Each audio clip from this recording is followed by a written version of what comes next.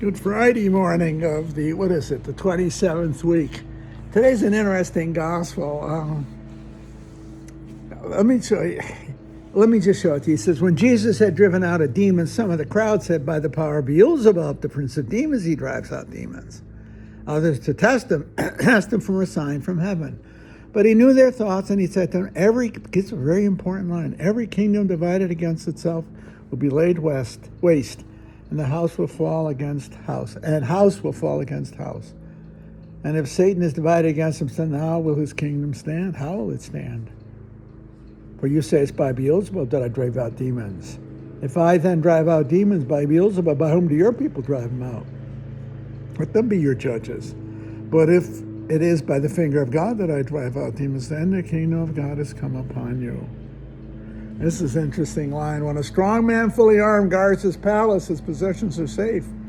But one stronger than him, he attacks and overcomes him. He takes away the armor on which he relied and distributes the spoils. Whoever is not with me is against me. Whoever does not gather with me scatters. The ancient world understood something far better than we seem to today, and that is internal division is fatal to a community. No, internal rebellion is fatal. Not diversity at all, but internal rebellion. When a house is divided against itself, you see, because then it is vulnerable to internal collapse. I think I saw that in my lifetime. I saw it during the late 60s and very early 70s with the riots, the student riots over the Vietnam War, the race riots, etc. You began to see the internal collapsing of the social order, and with that the government. It was a scary time, actually, being honest about it. And you could see it in the story of the 20th century. Dictatorships emerged in the wake of chaos, in the wake of the First World War. Hitler wouldn't have a snowball's chance in hell if it weren't for the punitive actions of the Allied nations, the League of Nations against the Germans in the First World War. They impoverished Germany, and impoverishing, they set the stage. They created political anarchy and poverty, and in so doing, the strong man arises, the demonic, because the demonic promises you strength and victory and revenge. See? And if you're hurting bad enough, it's music to your ears. And that's the sad-ass truth. It is. A house divided against itself would fall.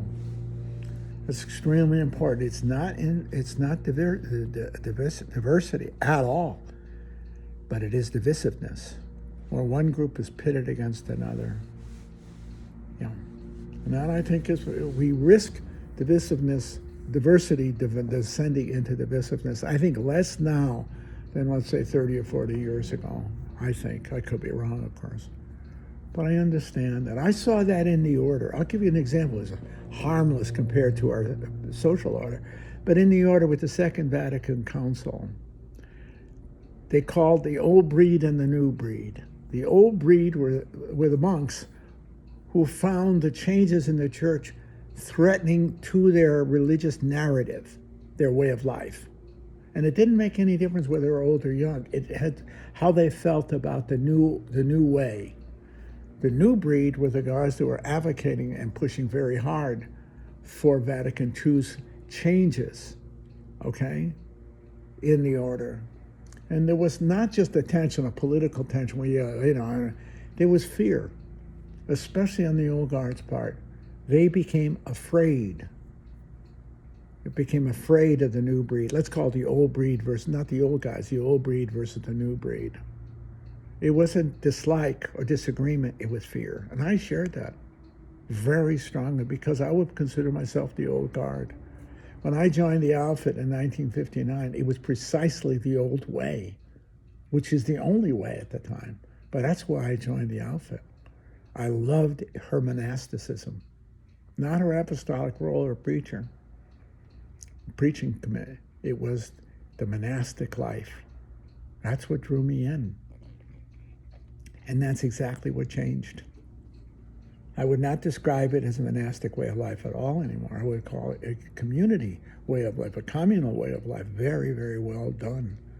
very prayerful community, but not monastic in that strict sense, where we chanted the divine office often, 5 times a day, including 2 o'clock in the morning, and the austerity of the life. You had to know it, you see. We were a blended order between monastic, they called it monastic apostolic, meaning we lived a monastic life, but out of that experience we preached our missions and retreats. In the Vatican Council, they said you're either one or the other, but there was no such thing as in between. I need a monastic apostolic. I think that's it. I'm trying to remember 60 years ago. But we chose the apostolic.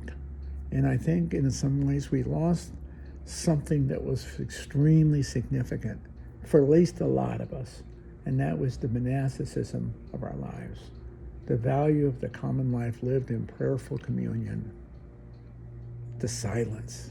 We were not just a community together, we were a monastic community, you see. And I felt threatened by my own classmates who were very, very, in a sense, liberal, while I would consider myself conservative, okay, in that regard.